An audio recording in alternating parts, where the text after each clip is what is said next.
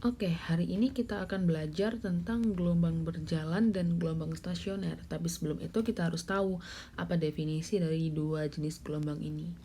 Jadi kalau jenis gelombang berjalan itu secara intinya dia memiliki amplitudo tetap. Jadi gelombangnya itu hanya tetap. Oke ya. Karena apa? Karena setiap titik yang dilalui gelombang itu amplitudonya selalu sama besar. Nah, amplitudo sendiri itu kan simpangan maksimum dari gelombang. Nah, amplitudo itu yang mana? Ini A aksen, D aksen, F aksen, H aksen. Oke ya. Lanjut, di gelombang berjalan kita akan belajar tentang kecepatan sudut. Omega, ini bacanya omega. Oke. Di mana omega itu berkaitan dengan frekuensi dan periode. Bisa dicari dengan 2pi kali frekuensi atau 2pi dibagi periode. Oke ya. Lanjut. Di gelombang berjalan, kita akan belajar tentang cepat rambat gelombang atau V, velocity. Oke, karena kita di sini berkaitan dengan gelombang, maka di cepat rambat gelombang berkaitan dengan ini. Panjang gelombang. Ini dibaca lambda. Lambda kali frekuensi. Atau bisa juga pakai lambda dibagi dengan periode, tergantung dari soal yang diketahui. Terus di gelombang berjalan itu kita juga belajar tentang tetapan gelombang, disimbolkan dengan K ini, K kecil. Dengan kalau kita disuruh mencari berapa tetapan gelombang, berarti nanti bisa cari K-nya ini. Nanti misalnya disuruh mencari berapa panjang gelombang, kalau diketahui tetapan gelombangnya, berarti ya kita bisa cari pakai 2pi dibagi dengan lambda, nanti lambdanya kita cari. Oke, lanjut. Nah, di gelombang berjalan kita akan belajar tentang simpangan atau Y.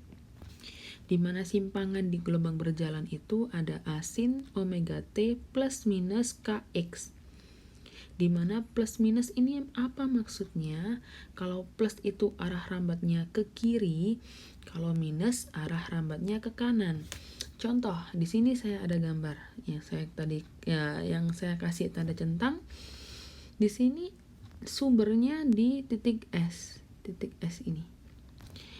Nah, ternyata arah rambatnya ke sini, semakin ke sini. Nah, kalau arah rambatnya seperti itu, berarti dia merambat ke arah kanan. Berarti dia simbolnya negatif. Nah, ini sudah diberikan gambar di sini. Oke ya, itu maksudnya arah rambat. A sin amplitudo sin omega kecepatan sudut. T plus minus K tadi tetapan gelombang. X itu jarak dari titik S atau sumber ke titik P. Jadi di sini dari sumber ke titik P ini dinamakan dengan X atau jarak. Kayak di simpangan kita akan belajar tentang sudut fase. Sudut fase itu yang ada di dalam kurung ini. Ini namanya sudut fase. Omega T minus Kx. Kalau fase itu berapa banyak gelombang di sudut fase, theta P dibagi dengan 2pi. Kalau beda fase, misal antara P dan Q, berarti delta X PQ dibagi dengan lambda atau panjang gelombang. Contoh soalnya bagaimana di gelombang berjalan? Contohnya seperti ini. Diketahui Y atau simpangannya 0,1 sin 16 pi T minus 4 pi X dengan satuan meter. Disuruh mencari amplitudo, bilangan gelombang, frekuensi, panjang gelombang, dan cepat rambat gelombang. Caranya bagaimana? Karena ini dia masuk dalam gelombang berjalan, berarti jangan dilupakan rumus simpangannya tadi. Rumus simpangan gelombang berjalan ialah Y sama dengan A sin omega T plus minus Kx. Kayak dari rumus simpangan ini yang diketahui saya tulis lagi, Y sama dengan 0,1 0,01 sin 16 pi t minus 4 pi x dengan satuan meter. Amplitudo yang pertama, kita disuruh mencari berapa amplitudonya. Saya tulis di sini, amplitudo simbolnya A besar. Posisi A besar di sini, berarti 0,01 ini dia termasuk dalam amplitudo. 0,01 karena satuannya meter, berarti meter. Selesai. Terus yang kedua, bilangan gelombang. Bilangan gelombang tadi simbolnya apa? Oh, K kecil. K kecil posisinya di mana? K kecil posisinya di sini dari rumus aslinya. Berarti K di sini, oh berarti 4pi ini dia termasuk dalam bilangan gelombang. Berarti K-nya adalah 4pi. Selesai. Terus yang C, disuruh mencari frekuensi.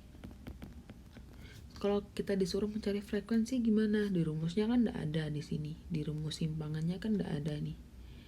Cara mencarinya, kita bisa minta bantuan pada kecepatan sudut. Jadi, kecepatan sudutnya berapa?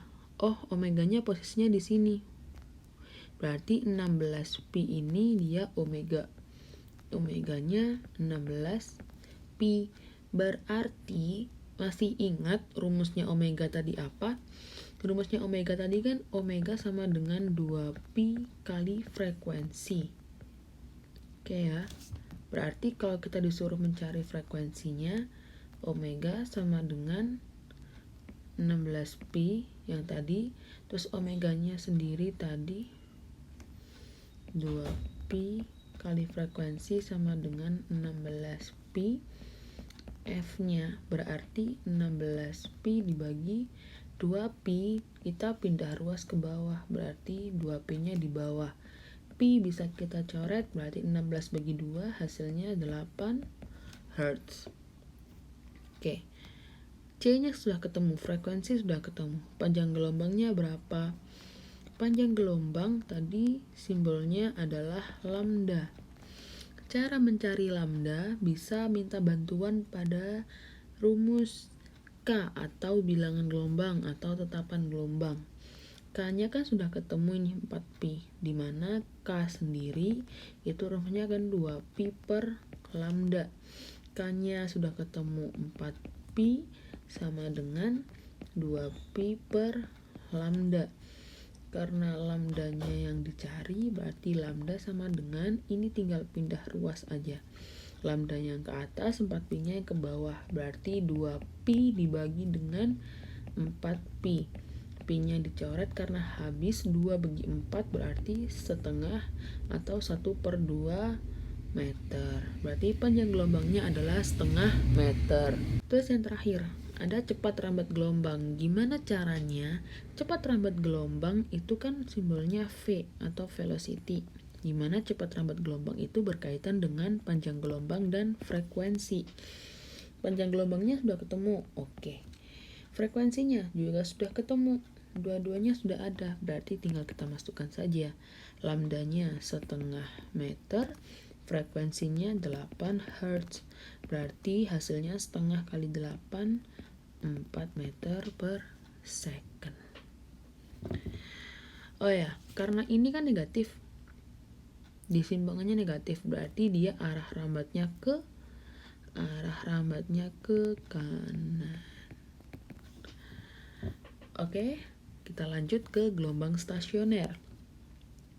Gelombang stasioner itu apa? Karena gelombang berjalan tadi kan kata kuncinya dia memiliki amplitudo yang tetap.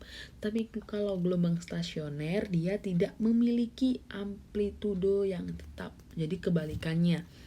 Nah, di gelombang stasioner itu perpaduan antara gelombang datang dan gelombang pantul, di mana nanti dibedakan menjadi 2 gelombang lagi. Yang pertama ada ujung terikat atau tertutup sama ujung bebas atau terbuka.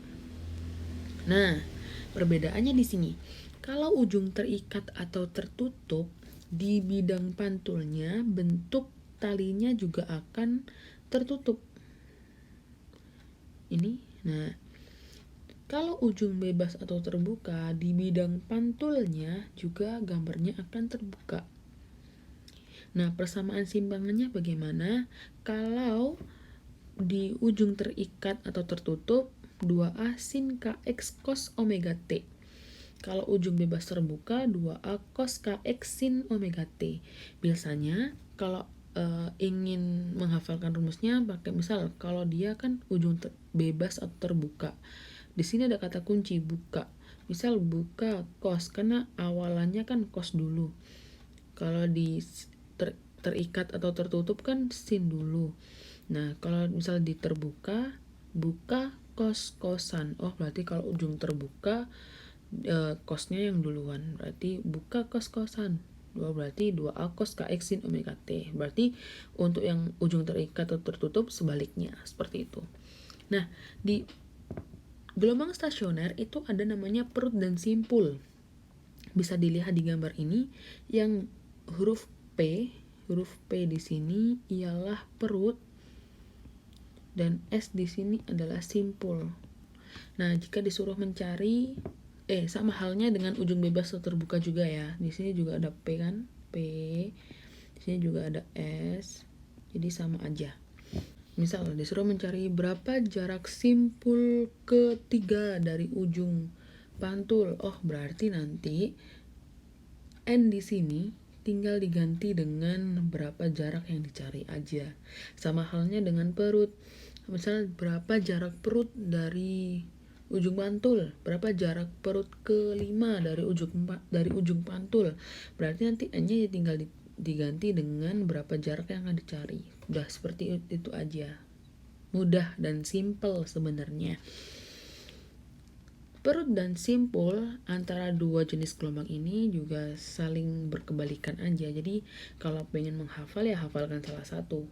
Jadi nanti misal lebih hafal yang terbuka, misal perutnya seperti ini, simpulnya seperti ini, berarti untuk ujung terikat atau tertutupnya tinggal kebalikannya saja. Seperti itu. Sekian.